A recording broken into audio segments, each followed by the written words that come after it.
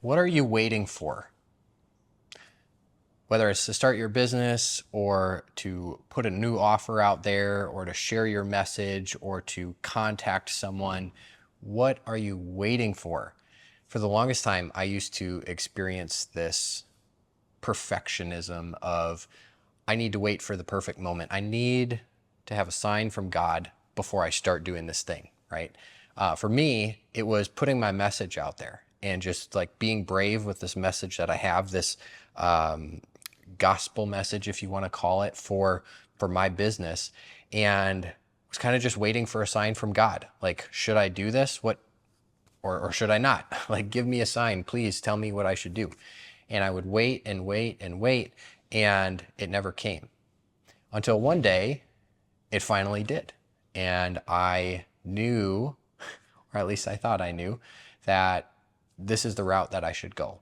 But instead of taking action, what I did was I said, I need another sign. Like, okay, was that just me or was it a coincidence or whatever? I need another sign. Now, maybe you've had this exact same experience with your coaching business in some form or another, whether you're just getting it started or you're pivoting to do something different, or you've just kind of had this ache, like this isn't the right way I'm doing things, or I want to share something different than what I'm doing, or I want to put my whole self out there, but I'm kind of nervous to do that. And one of the things that I learned is that waiting for a sign from God isn't always where he's looking for you to be obedient. Don't get me wrong, the Bible is very clear about waiting for God and about praying and being still, being present, and those are things that I value a lot. However, one of the things that I've noticed working with coaches in 20 plus different niches, especially Christian coaches who are waiting for a sign, is that they're not actually waiting for a sign from God out of obedience and out of like reverence for him, and they truly want him to direct their path. There is an element of that, but really what it is it's coming from a place of fear. I'm scared to do this thing, so I'm going to look for a sign. You might remember the story in the Bible of Gideon, right? God called him. Gideon wasn't this like brave superhero like Samson. He was this just like normal guy. And God told him that he needs to lead the army to destroy this enemy. And Gideon's like, I don't know if that's really me, God. Like, can you give me a sign to show that this is me and this is like what I should do and what you want me to do? And so I forget exactly how it goes, but he's like, make this, I'm going to go to sleep tonight. I'm going to lay this sheepskin out, make the sheepskin wet. If it's wet when I wake up, I know that this is what I should be doing. And so he goes to sleep, and the next day he wakes up and the sheepskin's wet. And he's like, oh, like, okay. But I'm not sure. Like maybe that was just a coincidence. Maybe something weird happened. So this time when I go to bed tonight, I want you to make the ground around the sheepskin wet, but have the sheepskin be dry, right? So he goes to bed, wakes up the next day, and there it is. It happened again. And so you may have had this same cycle happen for you where you're like asking God for a sign for you to do something in your business or in your life or what have you. And sometimes he actually gives you that sign. But if you ask for another sign, are you being obedient? Are you trusting him? Are you having confidence? Or is it really coming from this place of insecurity? Like, I'm scared. I don't want to go up against this army. I don't know how you're going to do that, right? If you know anything else about the story, God didn't reveal his whole plan to Gideon right away. And the story got even crazier because after Gideon said, okay, fine, this is like the route that you want me to go. Like, how many people, we need to have this big army because the enemy's like huge, right? They got this massive army. And God told him to do some things that were like completely against his better judgment. Instead of taking all of the available men who could be soldiers and fight and like help them win the battle, God got rid of a whole bunch of them. He told Gideon to do a couple things to kind of like figure out who he should take with because he had too many people. He had too many soldiers for the plan that God had. And Gideon's like, well, this doesn't make sense to me. Like, we need to have more soldiers, like the enemy's got so many and we're already outnumbered.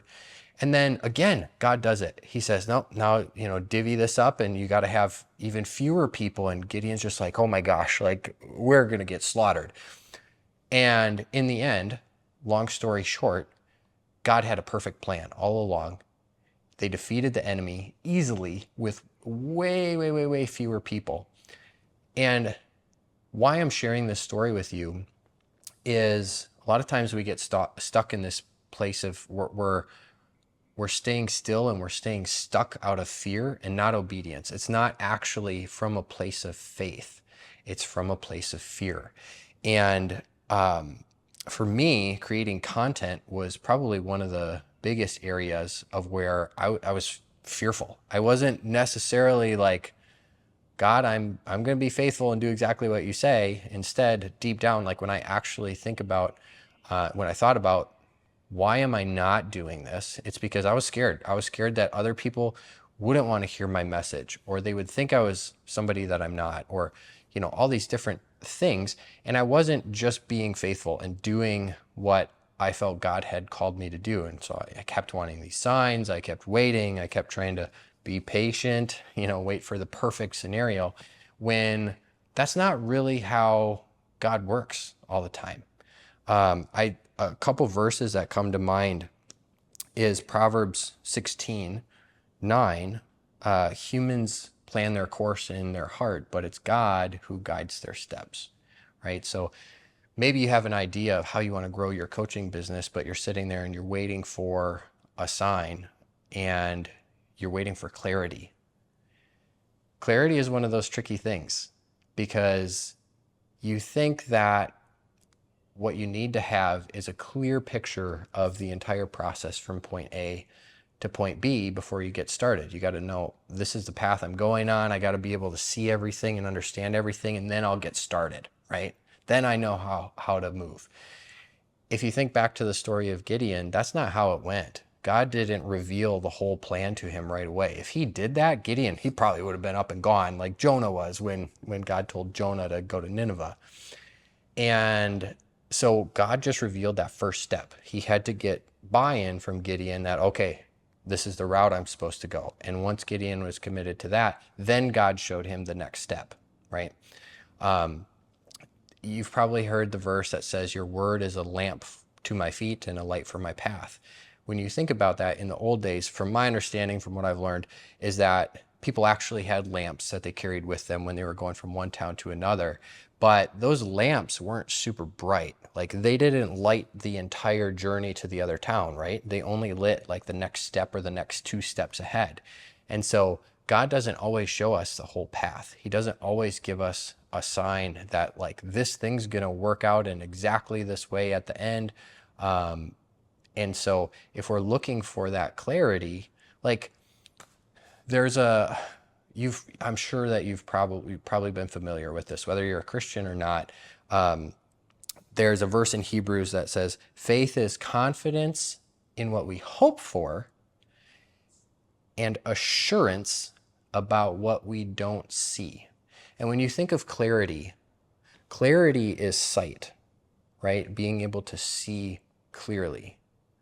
It also can be being able to think clearly.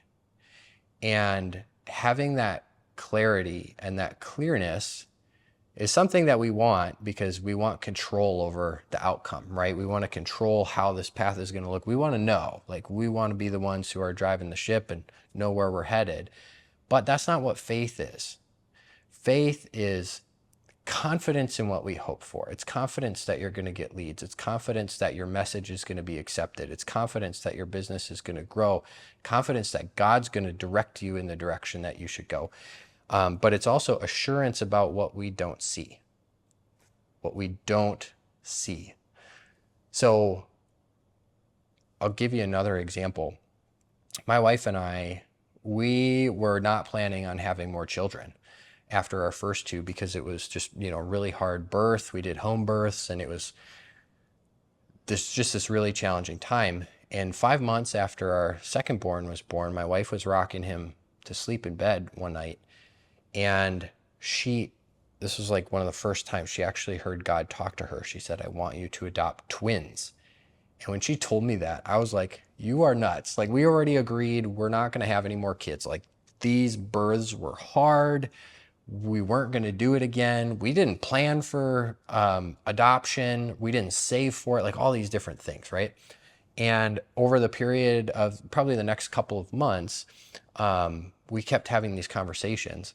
And finally, my wife, Devin, she prayed and she said, God, like, if this is truly something that you want us to do, tell Kevin. like, she wanted him to tell me. I'm like, oh, great, thanks. And so a little while later, I went to this event at our church. It was like a prayer room event. And I was just kind of like, it had been a long day. My mind was hazy, but I went anyways. And as I'm sitting there, you know, you got the musicians playing and just, you know, people around you, some of them praying, some of them singing, that kind of thing. And I'm just foggy. Like my mind is just not, it's not really there. And then in a split second, all the noise went away. And the lyrics that were being sung were about giving an orphan a home. And in that instant, I knew, like, this is what we're supposed to do. And I didn't know the answer to all those questions. I didn't know, where's the money going to come from? I didn't know, what family is it going to come from? I didn't know, is it going to be boys or girls, or like what is it going to be, one of each? Like, there were so many questions that I had. But my wife and I decided this is what we feel called to. Like, we actually heard God tell us, right? And maybe in your business, you're feeling like this calling or this ache to do something or to change something, how you're doing it now, or to put your message out there in a certain way. And we decided to step out in faith, right? It was confidence. We had confidence in what we hoped for, that, like, if God put this on our heart, he's going to bring it to fruition. And assurance about what we didn't see. We don't see the whole path. We don't have answers to all these questions. And long story short, as that journey progressed and we went through all the steps of adoption, God met us at every single step along the way. He provided the right people. He did it in his perfect timing. He provided all the finances we needed and then some. And so it's important to be still and to wait and to listen for God. And that is obedience. But doing it from a place of fear and insecurity and procrastination is not. We are called to walk in faith. And so there was one other thing I wanted to share with you. It was a quote that Dan Bolton had said. And he said, thoughts untangle themselves as they pass through the lips and the fingertips. And what that means is, for me, why it resonated so much for me is one of the big areas that I was being hesitant with was sharing my message, sharing my faith as part of my business and who I am, and putting myself out there fully. And it wasn't until I started taking action that actually started to happen. It wasn't until I started putting content out there and putting content out there and putting content out there that my message and my path started to clarify. I knew, and I had this like inner sense that this is what I need to do. I didn't know what it looked like. And as I started taking action, God met me. He met me in that movement. As I started to move, he met me and he guided my steps, right? Going back to that verse that I shared with you, that humans plan the course in their heart, but it's God who directs their steps. And that's exactly what he did. And I'm confident that that's what he will do for you in your business. So if there's some area that you're hesitating in, what I'd encourage you to do is, instead of asking for a sign and another sign and another sign, if you're feeling this ache or this nudge or this whisper that you should head in a certain direction, whether it's putting out a new offer or putting your message out there or hiring a coach or working with a mentor or buying a program or something, right? take one step towards that and just see what happens. See if you gain a little bit more clarity. If as you take that next step, the step beyond it lights up, it becomes illuminated. That lamp does its job in guiding you each step along the way rather than lighting up the whole path. So I'd encourage you to have faith, have trust, and continue moving forward one step at a time.